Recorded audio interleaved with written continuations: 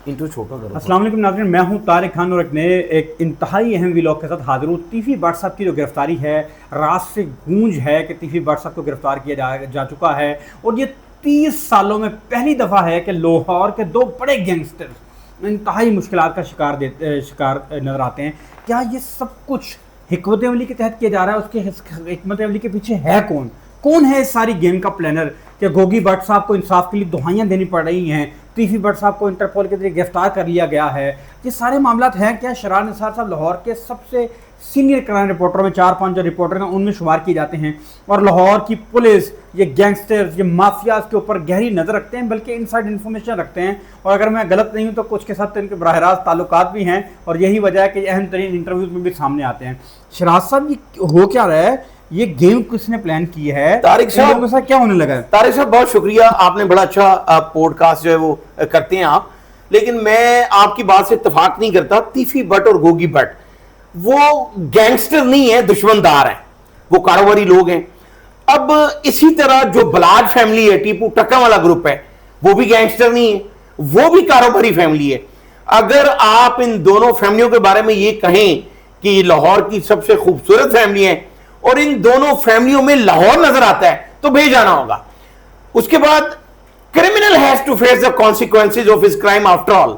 आपने ये पढ़ा होगा कि बलाज टीपू हो, अमीर मसहब हो, तीफी भट्ट हो, गोगी भट्ट हो, अगर वो कोई इस तरह का काम करेंगे तो उन्हें फेस तो करना पड़ेगा।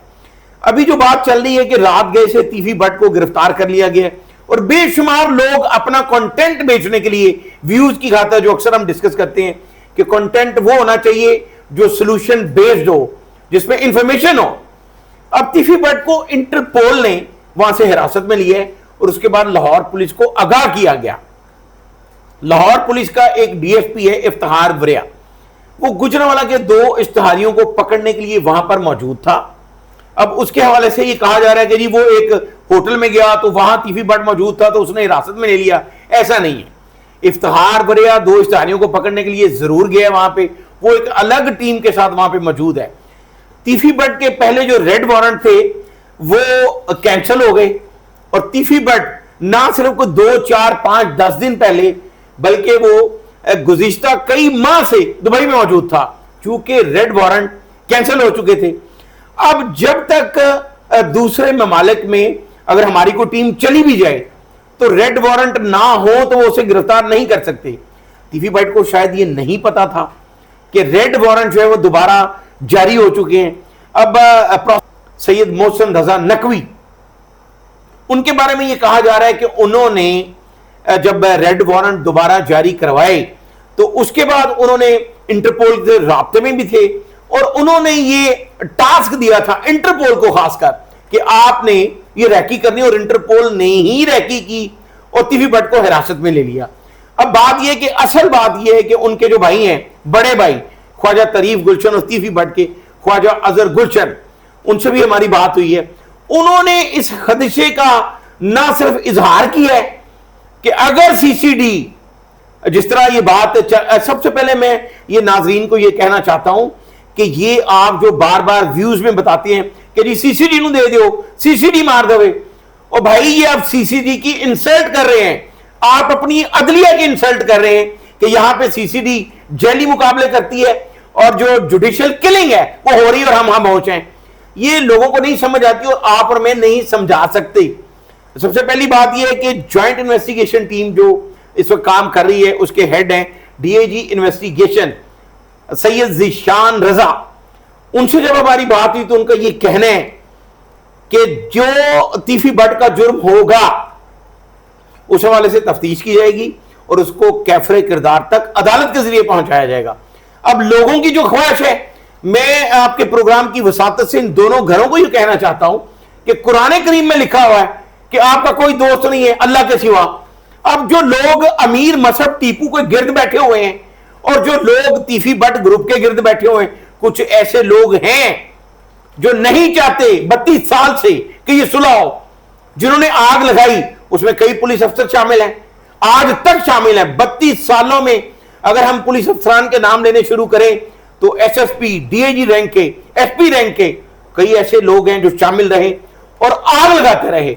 तारिक साहब, मैं आपके प्रोग्राम की वसातत से एक ऐसी बात बताऊंगा जो नाजरीन के लिए हैरत होगी। इन दोनों ग्रुप्स के साथ एक ऐसा खेल भी खेला गया जिसमें कई पुलिस अफसर शामिल थे कि बाज़ औक़ात अमीर मसहब टीपू को यह कहा गया कि तुम्हारे कत्ल के लिए तीफी भट्ट ने शूटर्स हायर कर लिए, उसको पैसे दे दिए, और इस बात पे उसको प्रोटेक्ट करने की वजह से उससे पैसे खाएंगे, बड़े पैसे खाएंगे। इसी तरह ख्वाजा अकील उर्फ गोगी भट्ट के साथ ऐसा होता रहा कि उसको यह कहा गया कि अमीर मसहब टीपू ने जो तुम्हारे लिए शूटर छोड़ दिए, हम उनको पकड़ सकते हैं, हम उनको मरवा सकते हैं, तो उनसे भी करोड़ों रुपए खाएंगे। अमीर बलाज कत्ल से लेके जावेद भट्ट के कत्ल तक 100 करोड़ से ज्यादा की गेम हो चुकी है।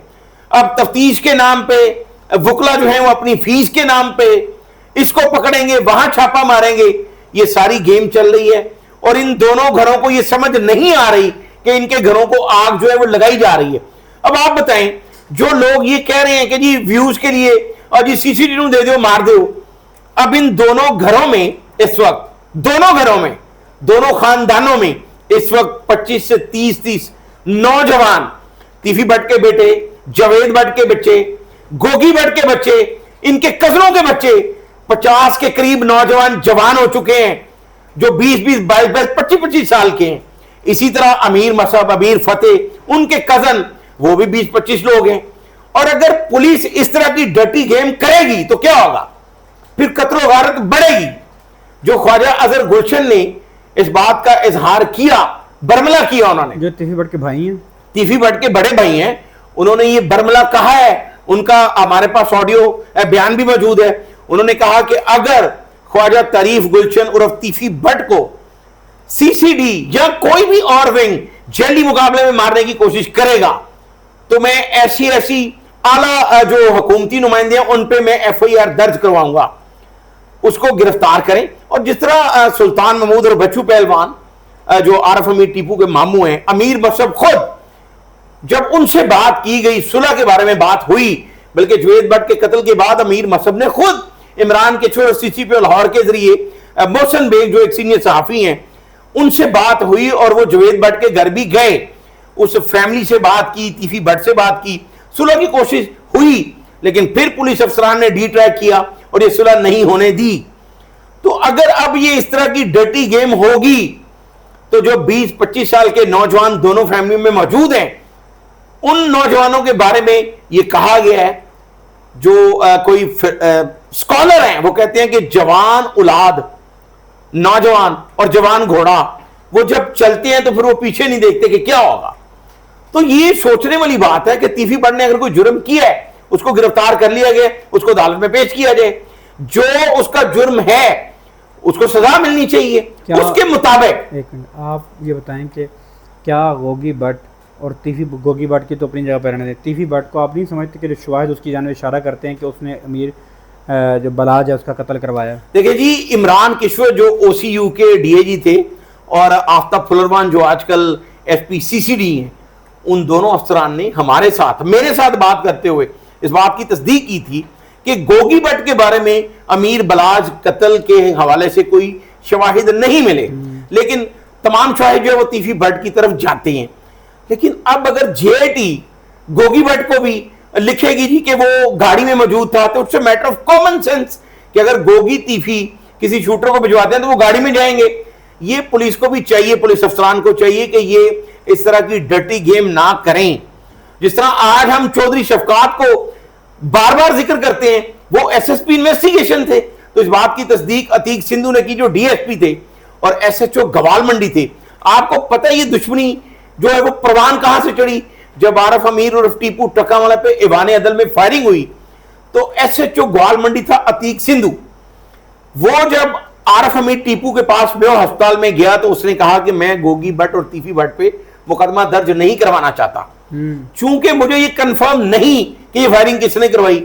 वहां पे SSP चौधरी शफकात पहुंचते हैं और SHO अतीक सिंधु को ये कहते हैं कि जो बयान टीपू ने दिया वो फाड़ दो, और वो सारी तहरीर SSP इन्वेस्टिगेशन ने लिखी, उसमें गोगी भट्ट, तीफी भट्ट, शफकत और बग्गा भट्ट और आबिद बॉक्सर को नामजद कर दिया। बाद में उसी अफसर ने, उसी SSP ने उन तीनों को बेगुनाह कर दिया और आपने बॉक्सर को जेल भिजवा दिया। तो जब पुलिस अफसरान इस तरह की डर्टी गेम करेंगे तो कत्लो गारत बढ़ेगी। उसी एसएसपी ने जब 5 कत्ल हुए नूरी नत ग्रुप के लक्ष्मी चौक में, तो वो टीपू को पकड़वा दिया। वो टीपू को कहता था कि मैं तुम्हारा चचा हूं, लेकिन दोनों घरों से पैसे खाते रहे और इनकी दुश्मनी को आग लगाते रहे। बाद में बहुत से लोगों ने सुलह की कोशिश की, लेकिन सुलह क्यों नहीं हुई, उसमें कई पुलिस अफसरान शामिल हैं जो इस नाम से पैसे खाते थे।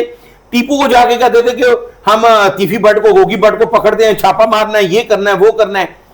करोड़ों रुपए खाए। और इसी तरह तीफी भट्ट ग्रुप से वही पुलिस अफसरान वो पैसे खाते रहे कि हम ये करेंगे, वो करेंगे। तो ये जो दुश्मनियां बढ़ती हैं, इसमें जो पास बैठने वाले लोग हैं, अब आज भी कई ऐसे इंटरनेशनल लोग हैं जो अमीर मसहब के करीब होने की कोशिश कर रहे हैं, उनके साथ कारोबार, ट्रेडिंग करने की कोशिश में वो आग लगा रहे हैं। तो ये अमीर मसहब के और तीफी भट्ट ग्रुप जो दोनों सरबराह हैं, उनको सोचना होगा कि वो खुद फैसला करें। जो अपने पास बैठने वाले हैं वो सिर्फ आग लगा रहे हैं, 32 साल से आग लगा रहे हैं, लगाते रहेंगे, इनकी कभी सुलह नहीं होने देंगे, ये खुद जब तक फैसला नहीं करेंगे। सुलह तो इंसार साहब इस सूरत में होगी ना कि अमीर बिलाज को कत्ल ना किया जाता, सुलह की बात की जाती है, उसको दिन दहाड़े मरवाया गया। उसके शवाहिद जो आप कह रहे हैं कि वो तीफी भट्ट की जाने बढ़े हैं, पुलिस भी यही कह रही है कि उसके जो ताने बाने हैं वो तीफी भट्ट से जाके मिल रहे हैं। बिल्कुल। तो जिसने ये कत्ल करवाया वो सबसे पहले मोर्द इल्जाम ठहराया जाएगा। तारिक साहब देखें, ये हमारा कल्चर है। आपको शायद याद होगा जब अमीर बलाज का कत्ल हुआ तो जस्टिस फॉर अमीर बलाज हमने कहा, लेकिन जब जवेद भट्ट का कत्ल हुआ तो जवेद भट्ट भी तो कत्ल हुआ ना। फिर उसके बाद जो शूटर पकड़े गए अजहर और इलियास, उनकी जमानत हो गई।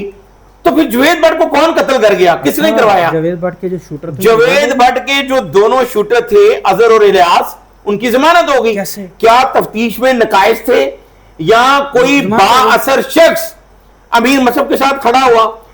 हमारा किसी ग्रुप से कोई ताल्लुक नहीं, हम मेरिट पे बात करेंगे। ये मेरिट पे बात करने की वजह से 48 सहाफी पाकिस्तान में कत्ल हो चुके हैं, क्योंकि यहां पे माफिया का राज है। सच बात लोगों को पसंद नहीं आती। अब बेशुमार ऐसे लोग हैं जो अपने व्यूज में गुस्सा निकाल रहे होते हैं कि अब सच की बोल रहे हैं, हमारे मतलब की बात करें। तो ये जब दोनों शूटर जो हैं उनकी जमानत हो गई तो दूसरे ग्रुप में भी जो रिवेंज है वो बढ़ेगा। तो अमीर बलाज को बिल्कुल कत्ल नहीं होना चाहिए था। बलाज देखें, आरफ अमीर टीपू वो बिल्कुल सुलह के करीब था। जिस तरह एक उस्मान भट्ट ने चंद रोज कबल मीडिया से बात करते हुए कहा कि टीपू ट्रका वाला, और उसके मामू का नाम लिया उसने, सुल्तान महमूद और बच्चू पहलवान उस उस्मान भट्ट को दुबई लेकर गए गोगी भट्ट को कत्ल करवाने के लिए। तो ये इल्जाम नहीं था, उसने ये इंकशाफ किया। डीएसपी थे उस वक्त उमर विर्क, जो सीए मॉडल टाउन में थे, तो वहां पे ये इंकशाफ है। तो जब ये इस तरह की प्लानिंग दोनों ग्रुप करेंगे तो फिर बेशुमार सैकड़ों नहीं हजारों लोग इनके साथ खड़े हो जाएंगे जो अपने अपने मुफाद के लिए होंगे। तो इन दोनों ग्रुप को समझ आनी चाहिए कि हमारे घरों को आग किसने लगाई, पास बैठने वालों ने, पुलिस अफसरान ने। आपसे है ना इस हवाले से हम फीडबैक लेते रहेंगे। आपने बड़ी जानदार गुफ्तगू की है और ख़ासतौर पर बैलेंस गुफ्तगू की है। आपने किसी भी की तरफदारी की बजाय फैक्ट्स पर बात की है और आपने उस अंदेशे का इजहार किया है कि अगर अब कोई कत्ल गारत होती है तो उसका भयानक नतीजा निकल सकता है, और उसका जिम्मेदार कौन होगा ये पुलिस अफसरान को सोचना होगा। आप तो मोर्द इल्जाम पुलिस अफसरान को ठहरा रहे हैं, आप समझते हैं ये पुलिस अफसरान ही देखें जी, अदालतें जब मौजूद हैं तो फिर कोई भी मुलजिम हो, वो तीफी भट्ट ग्रुप का हो या मसहब टीपू का हो, उनको अदालत में पेश करना चाहिए। बिल्कुल, ये था आज का वीलॉग। और शराद निसार साहब सीनियर क्राइम रिपोर्टर हैं, इनसे हम इंशाल्लाह इस हवाले से मजीद गुफ्तगू करते रहे कि बड़ी अहम तफसीलात थी और जो मुसद्दिका तफसीलात हैं ये आप तक पहुँचा रहे हैं। आपकी ख्वाहिश को खबर नहीं बनाना चाहिए साफ़ी को, और इसी का इजहार जो थे शराद निसार साहब कर रहे थे। शराद साहब का बहुत शुक्रिया, आपने वक्त दिया। थैंक यू जी। Thank you ji.